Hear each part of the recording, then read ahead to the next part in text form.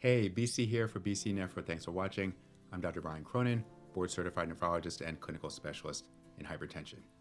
Today's topic, dialysis for acute liver failure.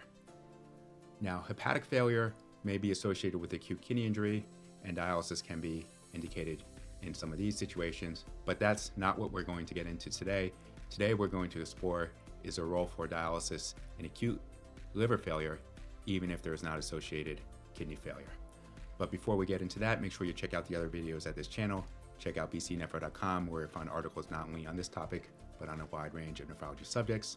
I'm also on Instagram at bcnephro. Links to all will be in the description below. But now, let's get into it. Nephrologists are often asked to perform dialysis to remove a toxic substance, even if there's not associated kidney failure. Some examples of this include life-threatening drug intoxications, such as with lithium, salicylates, or ethylene glycol. Another thing that can be removed by dialysis, another potential indication, is ammonia, severe hyperammonemia, as can be seen in acute liver failure. To understand the appropriateness of dialysis in these situations, we're going to go over several principles. First, what things to consider when determining if dialysis is useful in these situations. Second, does ammonia meet these criteria? Third, how is ammonia generated and metabolized by the body? Fourth, some of the causes of severe hyperammonemia. And finally, some specific recommendations regarding dialysis in this situation. So the first thing we need to consider in these situations is the severe elevation associated with toxicity, that is significant morbidity and mortality. The second thing is, can the substance be effectively removed by dialysis? And then the third, ideally, has it been demonstrated that lowering the substance using dialysis in this situation decreases toxicity, decreases morbidity and mortality. For dialysis to be able to remove a substance, it has to be relatively small. It has to be small enough to fit through the pores of the membrane. Second, the substance should not be significantly protein bound. Proteins such as albumin do not fit through the membrane pores, so substances bound to this are not effectively cleared. And third, ideally, it should have a low volume of distribution. In order for dialysis to be effective at removing a substance, the substance has to pass through the dialysis filter, therefore it has to be in plasma. Substances that are lipophilic or have a high volume of distribution are in tissues and cells, and dialysis therefore does not have access to them, cannot remove them. Now, substances that meet the first two criteria but have a large volume of distribution don't meet this third criteria. What happens is when dialysis is performed, the substance is removed, but there often is significant rebound. The levels will increase after the dialysis is discontinued. Ammonia does meet these criteria. First of all, severe elevations, typically greater than 200 or 250, are associated with cerebral edema in certain clinical contexts and even brain herniation. Second, ammonia can be effectively removed by dialysis. It is of a relatively small molecular weight and is not protein bound. It does, however, have a large volume of distribution, so this phenomenon of rebound is observed. And finally, there is some evidence that dialysis can be associated with improvement in mortality, specifically a decreased 21-day transplant-free mortality when CRRT, continuous renal replacement therapy, is used for severe hyperammonemia and acute hepatic failure. Okay, now, what is ammonia and how is it generated? Ammonia, like urea, is a waste product of protein metabolism. In the body, it is mainly generated in the intestine. Intestinal mucosa cells convert urea to ammonia, and bacteria in the colon do the same. This ammonia is then absorbed into the circulation, where the liver does the bulk of the metabolism via the urea cycle. In this process, the ammonia is converted back to urea. Now, ammonia can be produced and metabolized in other cells in the body as well. In skeletal muscle cells, it is converted to glutamate. In the kidneys, ammonia is generated and then excreted as ammonium in the urine. This is the main way the kidneys excrete acid. However, the bulk of the metabolism does occur in the liver. So severe hyperammonemia occurs in several clinical contexts. The first is urea cycle disorders.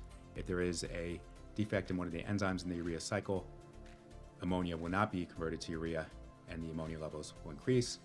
Now, this is typically seen in the pediatric population, but sometimes there is a mild or incomplete disorder that may present in adulthood under the condition of a severe stressor. It is also seen in valproate or depakote toxicity and as noted above, can be seen in acute liver failure. In these situations, the severe hyperammonemia may be associated with cerebral edema and brain herniation, and dialysis may be indicated. So what are the indications for dialysis? So typically, the ammonia levels are severely elevated, that is greater than 200 or 250, in a patient either with or at risk for cerebral edema. There are standards to do this in urea cycle disorders as well as post-lung transplant, and this also may be helpful in acute liver failure. Now, unlike acute liver failure, there is not a clear role for this in cirrhosis, end-stage liver disease. Even though cirrhosis may be associated with elevated ammonia levels and hepatic encephalopathy, the cause of the hepatic encephalopathy is somewhat multifactorial, and this severe cerebral edema is not typically seen. One should, however, be open to the possibility in a patient with chronic liver disease that there is an acute exacerbation, acute hepatic failure on top of this, and there could still be a potential role. Now, when you're performing dialysis, what are the things to consider? Typically, CRRT, continuous renal replacement therapy, is preferred, even though intermittent hemodialysis can lower the substance quicker and maybe can be done initially in a severe case. There is the phenomenon of rebound because of the large volume of distribution, so continuous therapy is better. If it is done when there is not acute kidney injury, there are other things to consider. First, it is preferable to maintain the serum sodium somewhat above normal. Now, when there is hypernatremia, this can cause osmotic pulling of water from the intracellular to the extracellular space and can help cerebral edema. So if you have some choice in the bath to use, you would want to attempt to maintain the serum sodium at least 145. Second is you want to avoid alkalemia. Now, typically when we're performing dialysis in kidney failure, there's a tendency toward metabolic acidosis, what we're trying to correct. If there's not kidney failure, the pH may be normal, and the standard baths may result in alkalosis. Now, alkalemia can be harmful in this case for a couple reasons.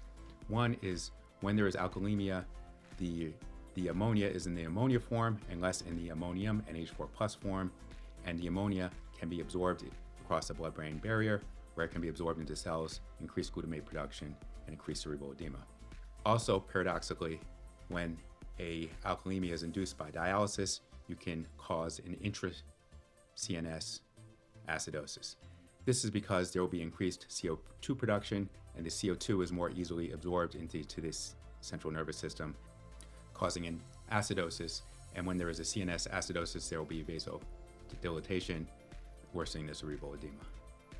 Another thing to consider, especially if there is not associated kidney failure, is that the dialysis, especially CRRT, will be prone to cause hypophosphatemia, which should be monitored and corrected, as that can be associated with other adverse effects. Ideally, you would continue the renal replacement therapy until the patient is clinically improved and the ammonia levels have significantly decreased to less than 150 to 200. Once it is discontinued, you need to monitor closely for the potential for rebound. Now, if you get the ammonia levels down, you've been doing dialysis CRT for 2 or 3 days, and there is not clinical improvement, then it actually may end up being futile, and this possibility would need to be addressed. So that's it. Thanks for watching. A role for dialysis without kidney failure, hyperammonemia in acute liver failure. If you made it this far, you might as well hit like and subscribe. Please share this video with someone who you think might be interested in learning about this subject. It's spreading the message word of mouth that really helps the channel grow. Leave a comment or a question below, and until next time.